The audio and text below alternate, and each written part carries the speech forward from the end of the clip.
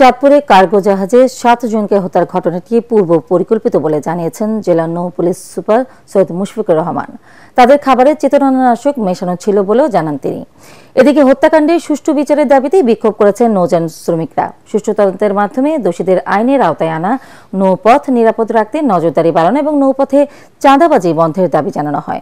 প্রতিনিধিদের পাঠানো তথ্য ছবিতে বিস্তারিত জানাচ্ছেন মাজহারুল হক মুহাজির।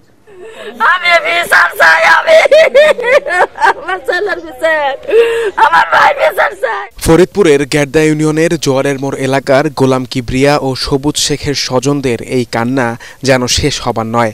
চাঁদপুরে কার্গো জাহাজে নির্মমভাবে 7 জনকে হত্যার মাঝে তারা দুজনই ছিলেন সম্পর্কে মামা ভাগ্নে। গোলাম কিবরিয়া ছিলেন জাহাজের মাস্টার, আর তার ভাগ্নে সবুজ শেখ কাজ করতেন জাহাজের লস্কর হিসেবে। তাদের এই অনাকাঙ্ক্ষিত মৃত্যুতে পুরো এলাকায় চলছে শোকের মাতম। সে বলছে যে জাহাজে নাকি এরকম ডাকাতি হয়েছে, তখনই আমার মনে আর কি দিছে যে যেহেতু সে জাহাজের মাস্টার ছিল, তাহলে তো তারে আগে অ্যাটাক করছে, তাছাড়া তাইলে তার কোনো সম্ভাবনা নাই। তখনই আমি শুনতে পেলাম আর নাই।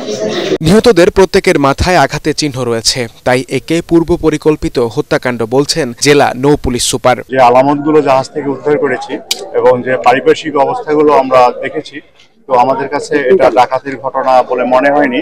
এটি একটি নৃশংস হত্যাকাণ্ড এবং প্রত্যেককেই আমরা রুমের মধ্যে শোয়া অবস্থায় তাদের মৃতদেহগুলো দেখতে পাই এবং অত্যন্ত ধারালো দেশীয় অস্ত্র দ্বারা মাথায় এবং গলায় আঘাত করা হয়। এ থেকে যেটা মনে হচ্ছে যে এটা পূর্ব পরিকল্পিত এবং এটি একটি হত্যাকাণ্ড এবং বীভৎস হত্যাকাণ্ড। এদিকে হত্যাকাণ্ডের প্রতিবাদে চাঁদপুর নৌ থানার সামনে বিক্ষোভ কর্মসূচি পালন করেছেন নৌ শ্রমিকরা। সুষ্ঠু তদন্তের মাধ্যমে দোষীদের আইনের আওতায় আনা সহ 3 দফা দাবি জানান তারা।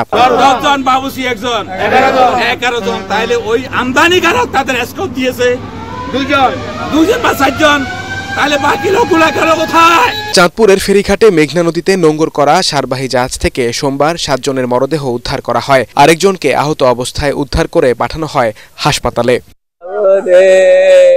মাজহারুল হক মুহাজির, ATN বাংলা।